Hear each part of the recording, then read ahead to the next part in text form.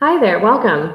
My name is Amanda Ayanati. I'm an occupational therapist at Fairfax County Schools, and I'm here with you today with Connie. My name is Connie Johnson, and I'm a physical therapist with Fairfax County Public Schools. And we're here today to present to you 3 ways to help youth be ready for work. And Connie and I work with students who are 2 through 22 years old. So we'll be talking about different ideas and strategies to support all students get ready for work and exiting into post-secondary, so after they're done at age 22. All right, let's go.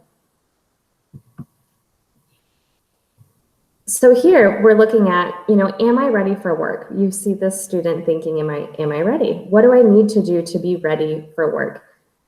So the research shows that there are really 3 core things, and we'll keep talking about those 3 things today. The 3 things that research says helps support students get ready for work are expectations. That's both the expectations that the student has for themselves, as well as the people that support them, so their family and their school. The second piece that's really important for students to get ready for work is physical activity.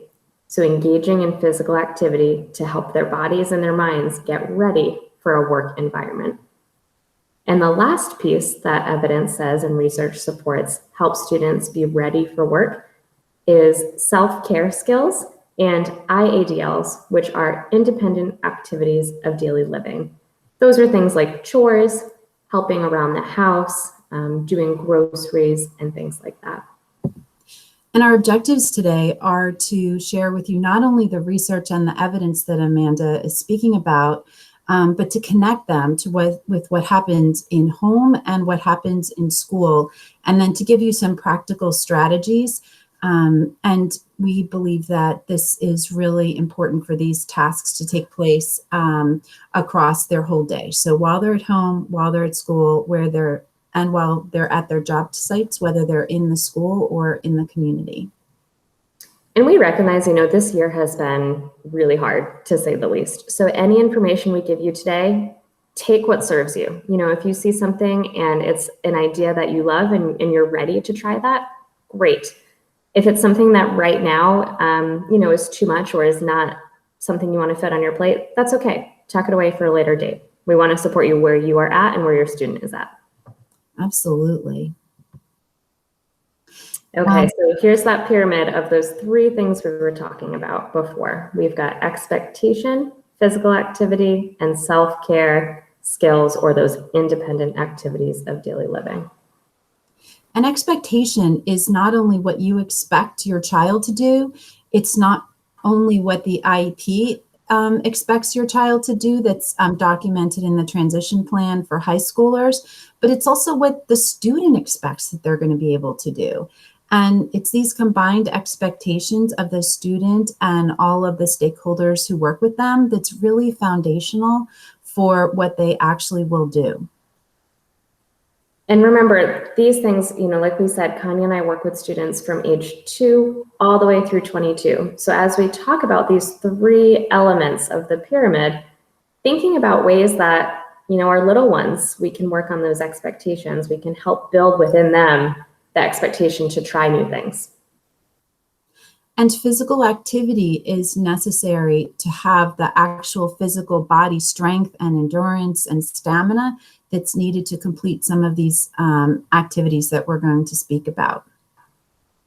And then once, students are building on their physical activity, research shows that actually supports their independence with self-care. The easier it is for a student to have strength or to move, the more independent that they can be with those self-care skills and IADLs. All right, so what are all these things and what does the research say about them, and how can we use them to help our students have more skills? So we spoke a little bit about the caregiver and the team expectations, and there's a number of research studies, including Carter and Wayman, who said that caregiver expectation is directly linked to whether students get a job, and that is whether what your vision is of your child for their future. Fairfax County Public Schools articulates what that looks like in a portrait of a graduate. And that portrait of a graduate applies to all students, regardless of skills and ability. And so how do we do this? How do we build expectation? It can seem like, an out there idea, but there are actually really concrete ways or some simple ways that we can try every day to help our child, to help our student, again, ages 2 all the way up through 22, build those skills. And one way to help a student build their own expectations for themselves and to practice within your family is trying new things, or asking your student or your child to try something first before helping them. One of my favorite things I say to kids or to my students is, you try first and then I'll help. So if they ask me for help to do anything, I give them that chance. I give them that space. You try and then I'll help. And educationally, we do a lot of scaffolding or building things into incremental steps, which means breaking things down. And so if your child needs to learn how to wear their backpack and how to pick it up, you might give them an empty backpack at first with nothing in it so that they're picking up a lighter object. And this is something that is really key to helping to build that. And I'd like to add, if that's okay, with the incremental steps, you can there's a few ways to do that, but pretty much any task, any student can do a small part of. So if the task, like Connie was saying, is to be able to, eventually pick up a backpack and carry it somewhere, maybe right now it's just holding on to that backpack or reaching for that backpack. So you as a family member can do the first few stages of that, which would be to pick it up and hand it to your child. And then we can build from there. So there's always, a little piece of pretty much any activity, and we'll show you some activities, but there's pretty much a little part that almost anybody can do, and then you can build from there. In terms of practice, we really want to set the environment up for success, and we want them to be doing these activities that are just the right amount of difficulty. We don't want it so hard that they can't do it and that they're frustrated and they shut down, but we want it just hard enough so that it's a challenge. And you already know some of the strategies that work to motivate your child or to help them to do something. And so you can structure that activity to help them to be successful. And we want your day to run smoothly too. We know as caregivers, you've got a lot on your plate. And sometimes asking your child to do a big task might be harder than it is easier. But if they can do something independently every day and it's something small, that can help everyone get through their day. When Amanda and I were researching this presentation, we found a ton of resources on the pacer.org website, and it's very much geared towards caregivers with structured activities and ways to do practice. And there was one document called What Parents Can Do at Home, Self-Advocacy, and that might be a resource for you to look at to give you ideas of some things that you could do at home. And some of you might have heard of, visual schedules or picture schedules or using video prompting. There's a link here too that talks about ways to teach independent living skills using some of those strategies. So we find that, some people learn by doing, some people learn by seeing or hearing. So those are things to keep in mind too. Absolutely. So meeting physical activity guidelines. So the physical activity guidelines are set by the Centers for Disease Control, and they're about how much physical activity a person needs for optimal health. And the guidelines are very specific to what children need, what youth and teens need, and what adults need. And so this is that second part of our pyramid. We talked about expectations. Now we're moving up to physical activity guidelines. I love this resource. You see it on the left side of your screen. It's called Move Your Way. And it says that, all movement counts, basically. So within the guidelines of, how much physical activity is recommended per day, they talk about things like chores. They talk about things like playing. All of those minutes spent doing physical activity count towards that goal every day. Teens and young adults need to get an hour of physical activity a day. muscle strengthening and cardiovascular activity 2 times a week. And these activities can easily be embedded into the your home and your school routine. And when kids are in school in person, they're getting some of their physical activity that they need to meet these guidelines. And so part of the reason why this is so important, while yes, it does help increase strength so that students can be more independent, that's one. Another just is students and everyone's really overall health and wellness. You know, participating in physical activity reduces risk for disease. It supports both your physical health as well as your mental health. And as well, you know, flexibility, balance, endurance, thinking about how all of those things really inform our ability to do everything we want to do every day.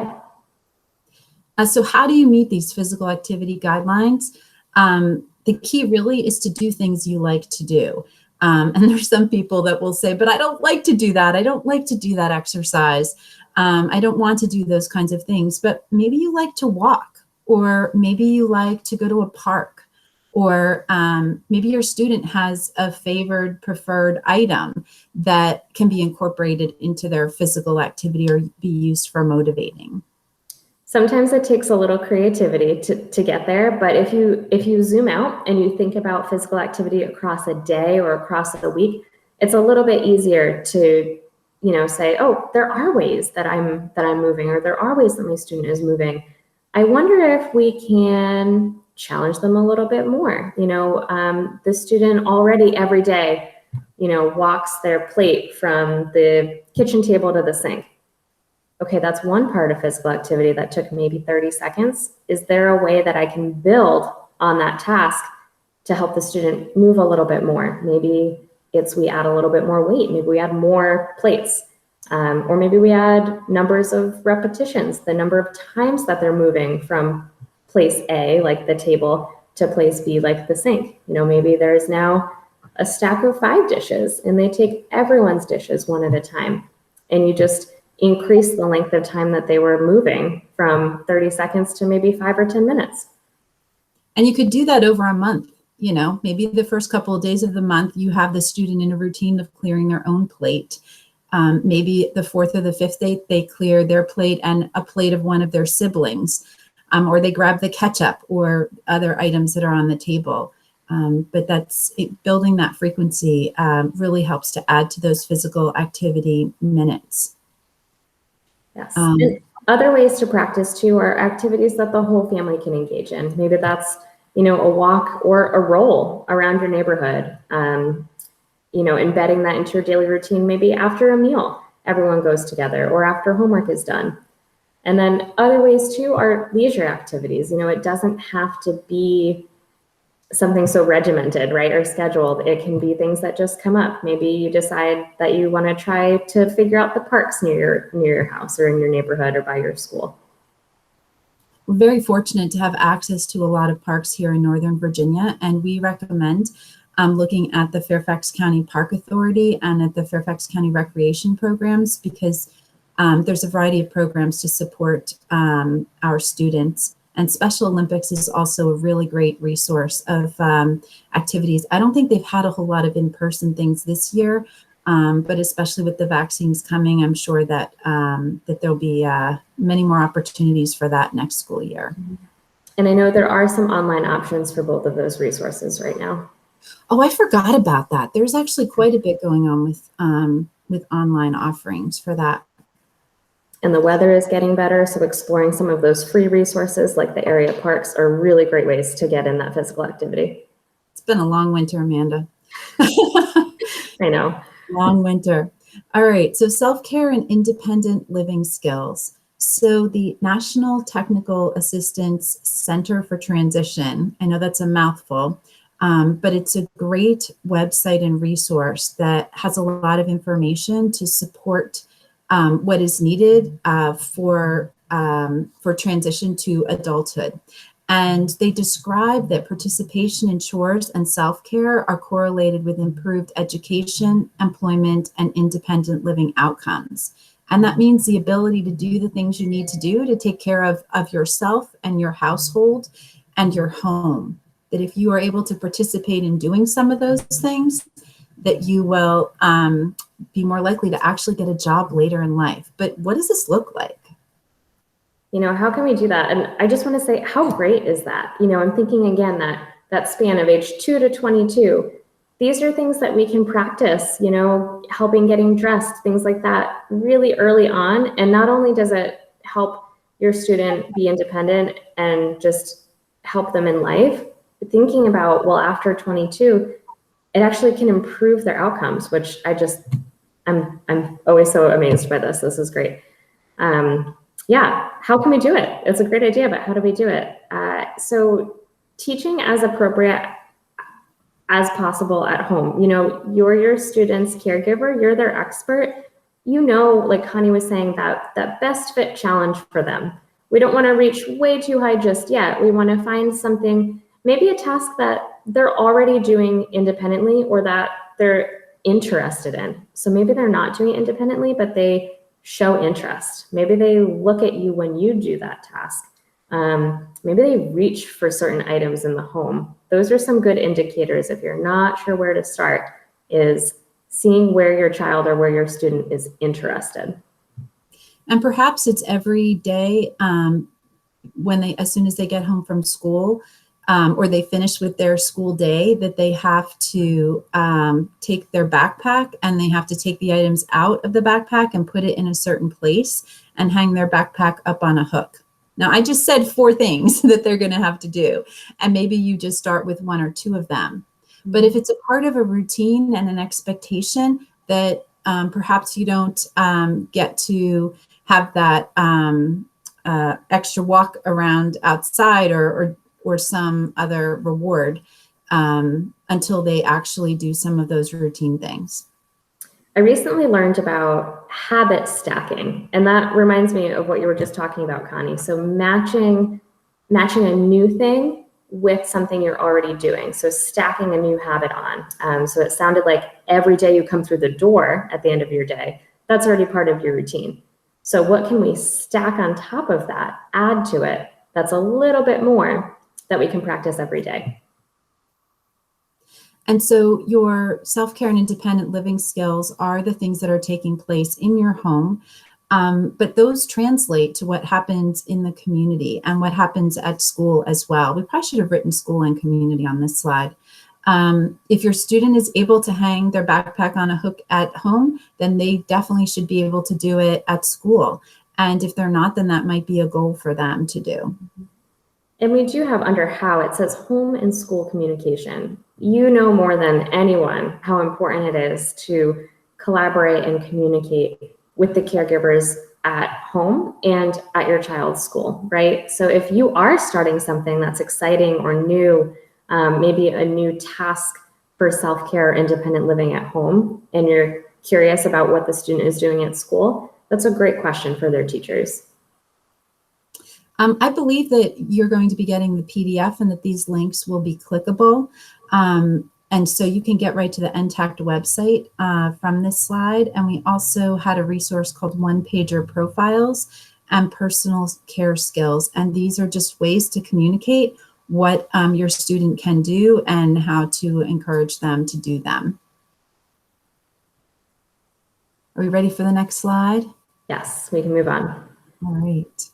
All right, so here you'll see a broken down infographic talking about caregiver strategies on building transition skills for students of all ages and all abilities. Like we were saying before, anything we're saying today can apply from age 2 all the way to 22 and beyond, as well as students of every ability. I was saying earlier that, you know, I'm sure we've got listeners, we've got families whose students and children are already doing some of these things. And so, you know, you're maybe ready for the next step. And then we've got some families and students who aren't yet doing these things, and that's okay too. There's always a place to start. So I'm not going to go through every single one of these. Again, you'll have the slide, but I want to talk through some tips and I want to talk through some of these categories. So this all comes from the NTACT website, the NTACT is the National Technical Assistance Center for Transition. I had to look at my notes for that one. But they have a lot of great resources, and really, what the evidence is saying, what the science is saying about transition skills is that working on these specific areas, so you'll see the categories, for example, self-help, cooking, time management, all of these categories mentioned have been specifically tied to improvements in education, employment, and independent living outcomes.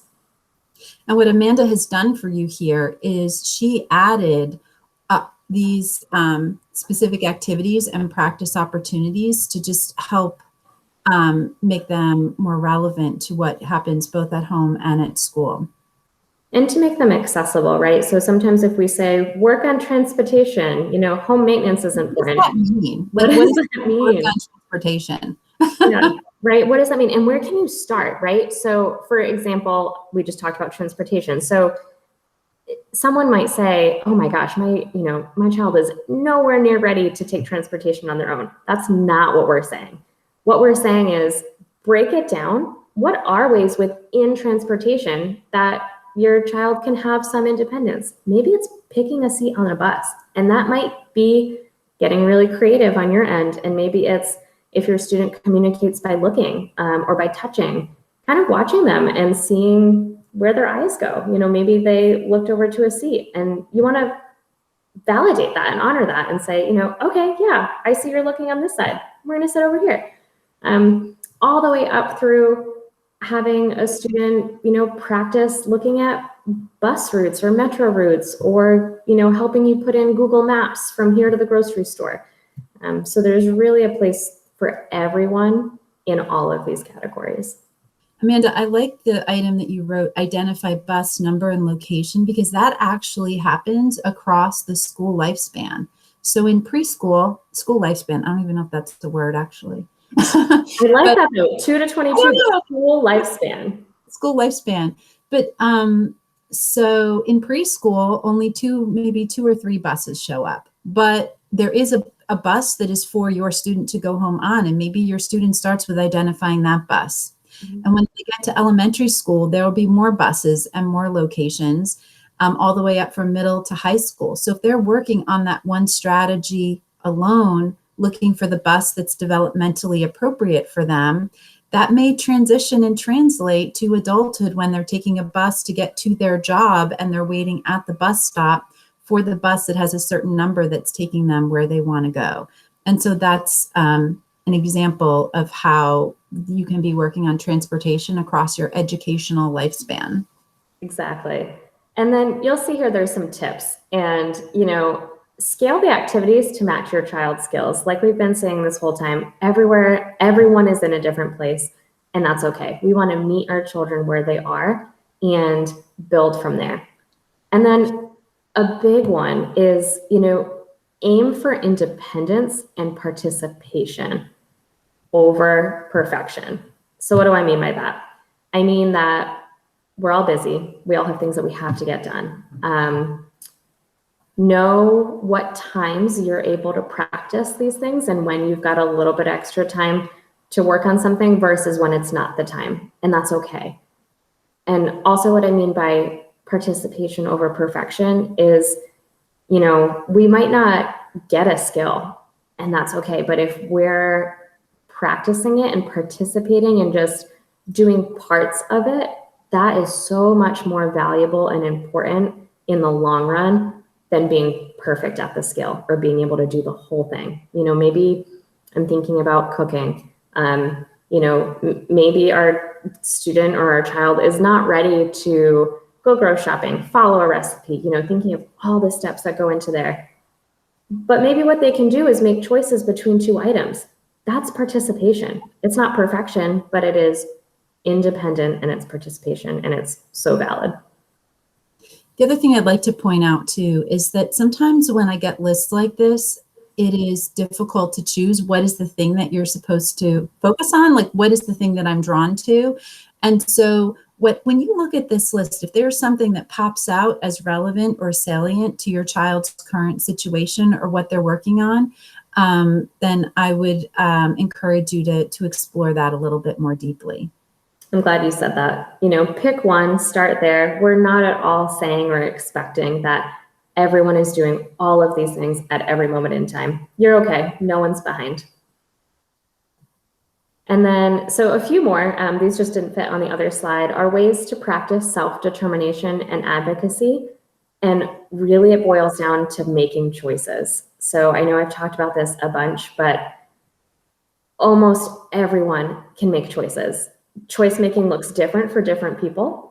Some people talk about their choices, other people look or reach towards their choices, but your student, your child best, and I bet you know what they like and don't like. The thing about choice, though, is that making a choice is empowering. If I serve my husband broccoli for dinner, forget it. He is not going to eat dinner. And so, but if I serve myself broccoli and I make that choice to eat that item, then that contributes to my self-determination and my self-efficacy, my self-confidence. And self-advocacy is a key skill that's needed for transition. Yes. And because, we're all human and we can't give our children all the choices all the time, you can use this a little bit to help you, and giving two choices that you're okay with as the caregiver also can empower your student. So for example, if I know that, we have to put on socks, I'm not necessarily going to offer my child the choice between playing with toys or putting on socks. But what I might offer is, should we wear the blue socks or the red socks? So either choice I'm okay with, and then they feel like they have a little bit more of that control and independence, and it builds that self-determination and it builds that self-confidence. I love this slide on the critical thinking and problem solving, and helping your child to problem solve by offering them help and not problem solving for them. As a parent, I've always found that it was much easier to teach my children to learn to do things when we partnered together in their problem solving. Right. And again, there's a time and a place. There are some times and places where we, maybe don't have the time to walk through these things, but there are also times and places where we do, and so that's where you can offer that little bit of help and then give space and time. Or maybe you can ask questions, even if, and this is hard, even if you know the answer to the problem that your child is trying to solve, but you can ask them, I wonder what we could do. I wonder what we can try. We know that but they don't know that. Yeah, and I also love this, allow your child safe opportunities to make mistakes. When you have the opportunity to recognize that you made a mistake and then to self-correct, much deeper learning takes place, and that's really powerful strategy. Yeah, and this strategy is tied to benefits, the research says, with executive functioning, which is also more problem solving and planning and organization. So just having opportunities to practice that, flex that brain muscle, just like every other thing that we're talking about. Yeah. Awesome. Progress over perfection. Here we go. So the next three slides are ways to consider how we're going to embed some of this practice. And this slide speaks to the places where some of these activities might take place, and some examples of things that you might do. I love this, Connie. If you're sitting here and you're not really sure where to start, this is another way to look at it. It's basically everything we talked about in some of the other slides broken down differently. So if you know that maybe as a household, you spend a lot of time in the kitchen, or maybe you spend a lot of time outdoors, you can cater what you do to what your family's good at or where they're spending a lot of their time by taking a look at some of these activities. It's our hope that we're not going to create a bunch of extra things for you to do, but you're going to look at what's already happening in your environment and just add to it. Exactly. And then this is a calendar that was created with the idea of doing one activity a day that might help you build on some of these skills that we've been talking about. The calendar actually builds in the expectation, and many of these items have to do with either physical activity or self-care. So really thinking back to that triangle of all of the things that benefit students in the long run, it supports employment, it supports independent living outcomes, and education outcomes are all right here in this calendar. And Connie, I love this because I keep looking at the Friday squat 5 times. And if you're thinking, oh gosh, I don't have time for this, squat 5 times could take maybe 30 seconds, not even, and you're done for that day for activity. So it's a really great way to take almost bite-sized pieces of what we're talking about, and again, building it into your home routine. We're not asking for anything extra. Absolutely. And then this slide, was created with the concept of having a weekly practice. So maybe your child gets this one page and they get to do the item, they get to check the box when it's completed, and then let you know if it's easy or hard for them. And by having them articulate whether something is easy or hard, and articulating can be verbally, it can be by using their communication device, or it can be by circling one of these hands, helps to build in more of that self-efficacy and understanding of themselves and what they can do. And I want to add, a lot of students this year have gotten used to the thumbs up, thumbs down with virtual learning. It's a great way that you can get communication quickly.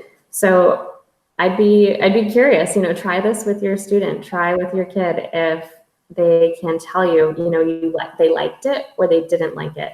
Or when we did that, was it easy or hard? And they might surprise you with what they say. Absolutely. So we're so happy that you came to join us today. That's okay, Connie. We wanted to circle back and, say, why is this all important? Why do we keep talking about education, employment, independent living? We know we keep talking about it because we know that these skills are linked to independent living outcomes. Your students' time in school is actually relatively short compared to the rest of their life, and we want to do whatever we can to support them to get all the skills that they need for independent living and adulthood. Exactly. And, again, we keep saying this, start with one thing, pick something that speaks to you, that you're excited about, or that is something you're already doing, and use that strategy of habit stacking or building to just go to that next little level. I know if you zoom out, this seems like a lot and a big thing, but really if you go back in and you zoom back in, there are really simple daily strategies that we hope that, seem okay for you right now, seem like things that are comfortable and that are things that you're excited to try. We really want to thank you for joining us today, and we hope that you find that these resources will be useful to you, and that we've helped you to understand some things that your child can do to improve their independent living outcomes. Thank you. Have a good day. Bye.